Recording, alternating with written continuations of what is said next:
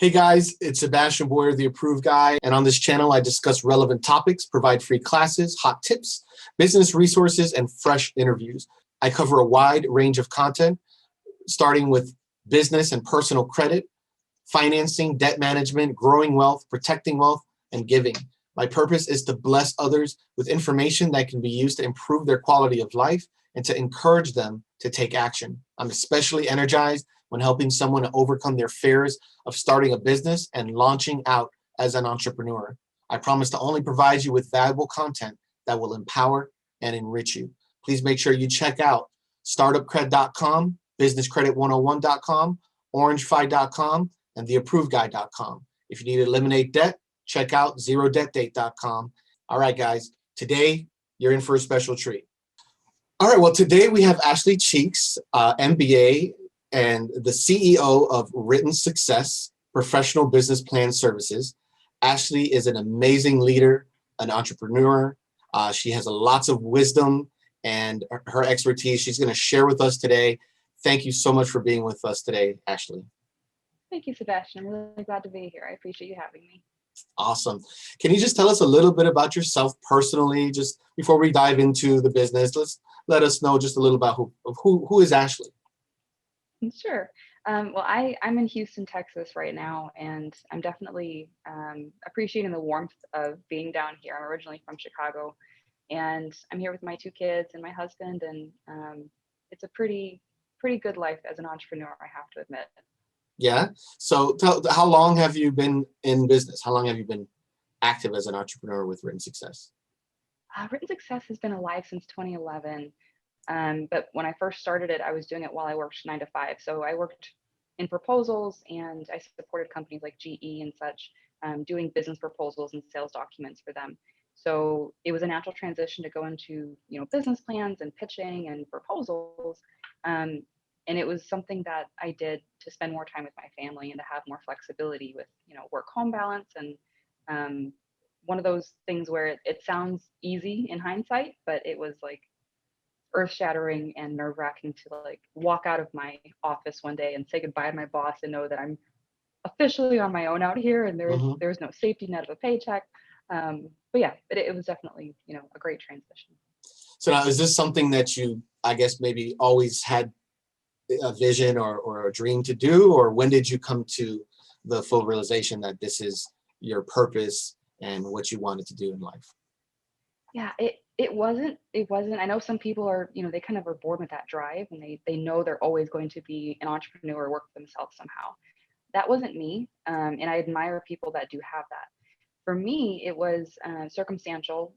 My son has a brain disability, and so he's got needs and certain therapies and such that are pretty ongoing for the rest of his life. And back then, right around 2017 was when I quit. It was because things really ramped up for him medically, and somebody had to be there more regularly with him. So again, it was terrifying because I wasn't pre-built with that mindset of, oh yeah, I'm going to work for myself, and Right. I guess I'm going to work for myself, and figure this thing out as we go. So yeah, definitely not wow, a natural progression. So you kind of slipped into the role of an entrepreneur out of necessity, and so how's the journey been? Has it been in all fun and rainbows and butterflies, or has it been challenging? There's been a lot of butterflies and rainbows, yeah, and there's ups and downs, right? So what's been the coolest part about it is actually following the journeys of other entrepreneurs. So just by the nature of my business, I work with really amazing, innovative people that have bright ideas and really cool thoughts and visions. And to be able to work with minds like that, especially when I don't think that way, I don't have that gift of vision the way some people do. Yeah. And so when they get to come and explain their thoughts and explain these, these ideas that they've had for a long time that maybe nobody else has understood on earth, right? Some entrepreneurs have really convoluted thoughts that's hard to express. And so when they can come and work with me and we kind of tease that out and really clarify it, and then together kind of go, aha, yeah, no, this is a really good idea. This is brilliant.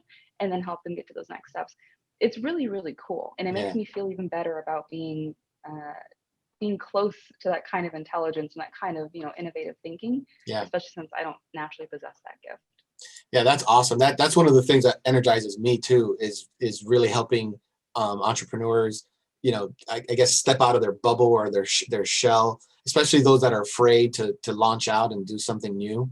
That gets me so energized to help entrepreneurs, get launched, get started, and start their vision and start their dream. It's a great place to be, to help someone on their journey, isn't it? It's very rewarding. Yes. So tell us a little bit about your expertise and exactly what you do. Sure. So my core expertise, simplest way to think about it is I write the business plan for whatever your idea is.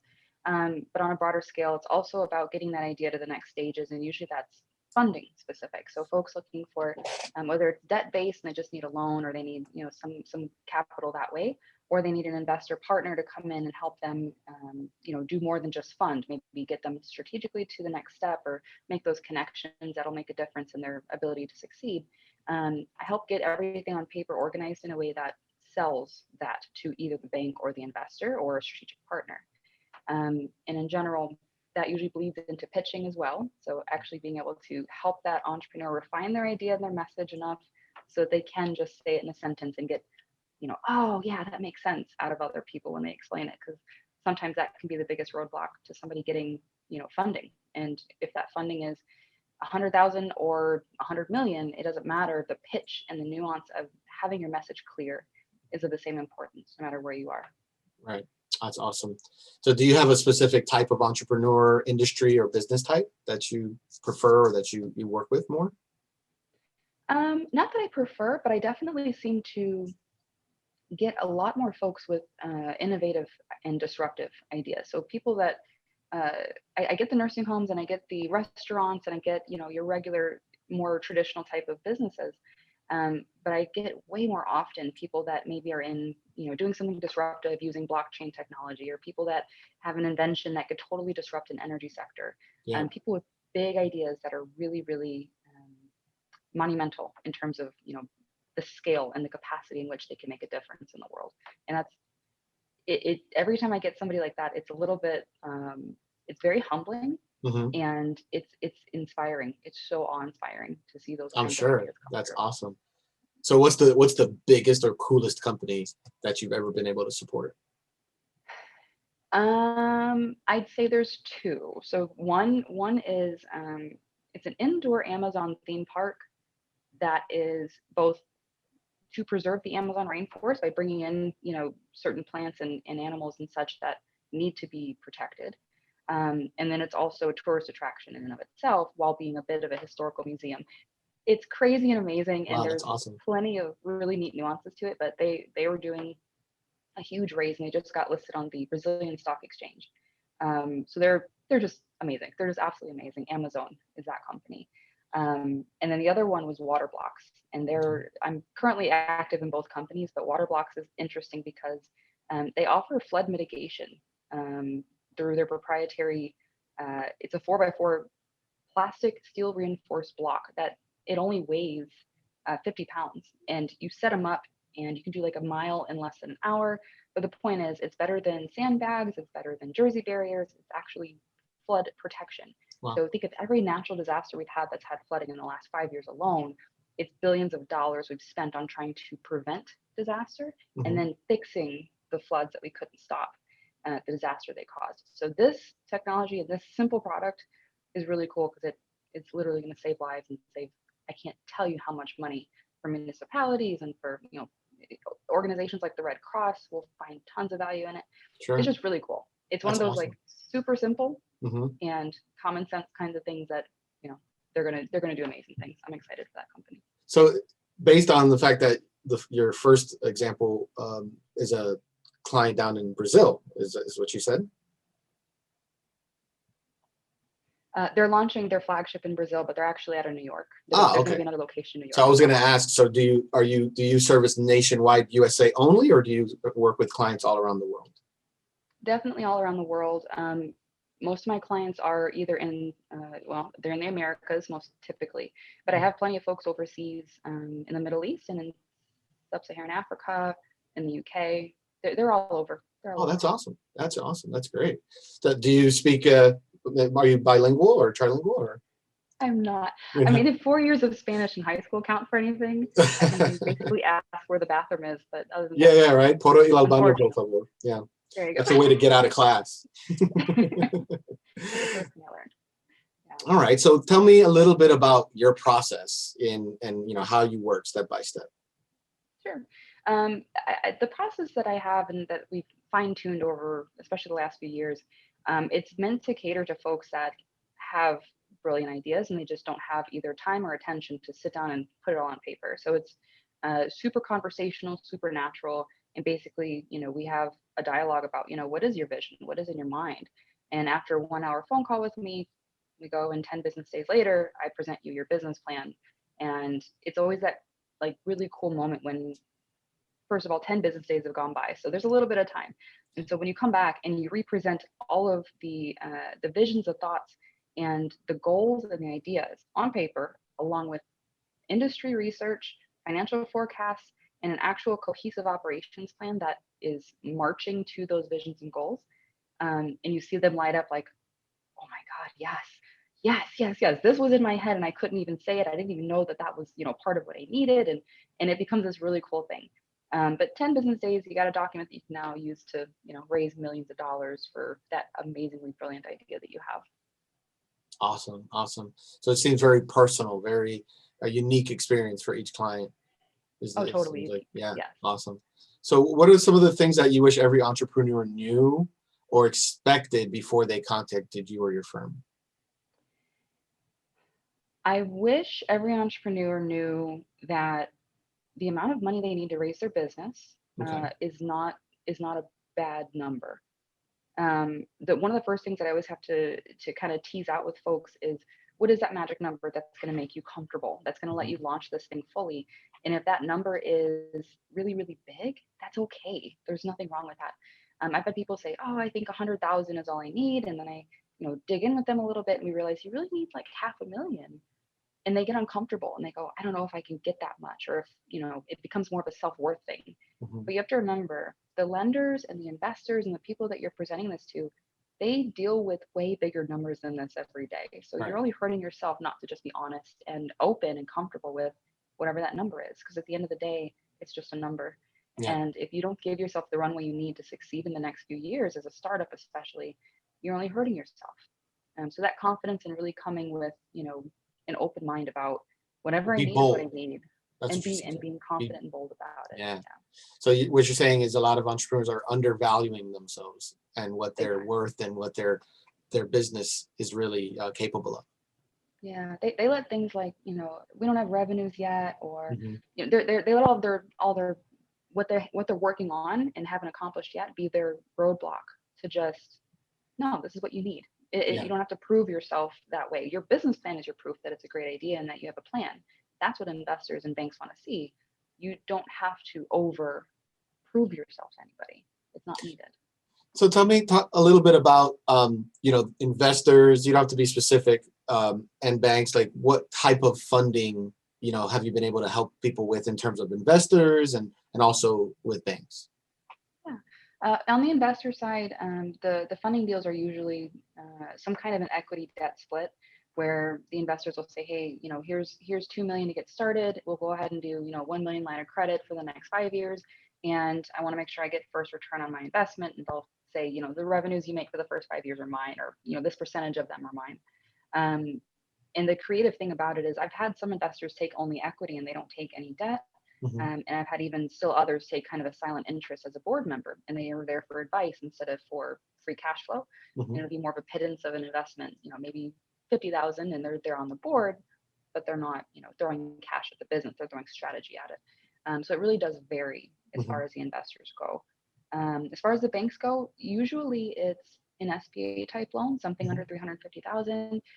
Whenever there's land involved, it usually shoots up over that 500,000 mark, and you're talking about, loan programs that either the SBA 504 kind of a thing, or something that's bank specific for their programs.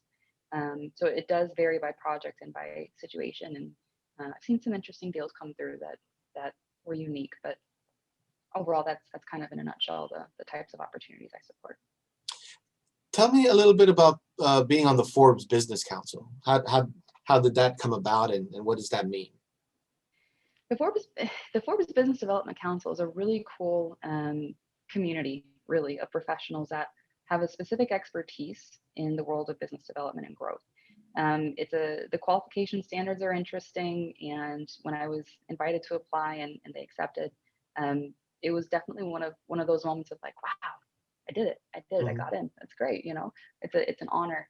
But it's a really cool community because it's a place where you can reach out to other people of certain status, other folks that are investors or that have consultant expertise, and so we collaborate on things and kind of what's moving in the markets, or what are you seeing in these these sectors. And it's just kind of this private, I don't want to call it a club, but it's a really cool community where we really get to kind of have a meeting of the minds whenever we need to on things that are going on. That's awesome. And how long have you been a member of the council? 2018, I became a member. Awesome. Okay, we're coming close to the end of our interview here. If you had some advice for an entrepreneur or a startup, what would you want to share with an entrepreneur or startup? Any advice, tips? I mean, definitely have a business plan before you start pitching anybody, and never hesitate that your idea might be too big. Same thing with the money point. There's no idea that can't work. Every idea has some path where it can be successful. I've mentioned before that the idea of the Snuggie is something that most people wouldn't think of that as $1 million idea. Right. Yet it was, right? Same thing with the pet rock. You've got to make sure that your idea is given its full opportunity to thrive without you stifling it before you actually give it a chance. And the fastest way to stifle it is to doubt it and to assume it can't work. Yeah. So if you give it full faith and you let it be as big and as sometimes it's messy, and that's part of why the business planning process is so important, because it helps you kind of refine and tighten things up. But in the idea stages, let it be as big as you want. Let it change the world. Let it make a huge impact. Because as long as you let that happen, you're going to get some traction without even trying. That's really good advice. That's really great advice. What are your plans? What's next for Ashley Cheeks? For Ashley Cheeks. My plan is to help more entrepreneurs if I can. So one of the things that we're trying to do, because the business plan services that we provide are so, they're a bit unique. They're totally done for you. There's still a whole nother segment of folks that really need help that, maybe they don't need you to do their business plan for them, but they just need some support or some help building their own business plan. So we're building out some courses and some things that are going to be helpful, and just kind of supporting more educational material for people that really need help and they just need more access. Yeah. And if they don't have a whole bunch of cash to throw at something, I still want to be able to help them somehow. So that's we're building a bit of a library, and that's awesome. Really that too. That's great. That's great. And can you just share with everyone how can they get in touch with you? How can they find you and your company? Sure. The fastest way to get me is through the contact form on my website, so writtensuccess.co. And we respond to every single comment and inquiry, and I do free consultations, so you can book with me there as well. Never hesitate to reach out. We don't charge for questions and consults. Awesome. Anything else you want to leave us with? Stay positive, and if you don't feel positive, do something to make yourself feel better, because a positive mindset makes everything possible. Well, thank you so much for spending time with us today, Ashley. This was amazing. I hope everyone gained value from this interview and the time that we got to share with Ashley. As she shared with you, you can visit her website and she'll give you a free consultation. Guys, if you're watching this and you're thinking about starting a business, or you are already in business and you don't have a business plan, that should be one of the very first things you do. And Ashley is the one person I know that does it better than anyone else. So look her up, check her out. She's an amazing person, very friendly, as you can see, and very helpful and very knowledgeable. So again, Ashley, thank you so much for your time, for spending it with us today and sharing your wisdom and knowledge and experience. And thank you, everybody, and we'll see you soon. Thank you, Sebastian. Okay. I hope you enjoy and appreciate the value that Ashley brings to the table here today. If you enjoyed this video, if this was valuable to you and you gained knowledge from this experience, from this video, please like it. let YouTube know that this is good content so that they'll share it with other people. Please share it yourself. Make sure that you subscribe. Make sure you click that notification bell, and I'll see you again soon. God bless you and make it a great life.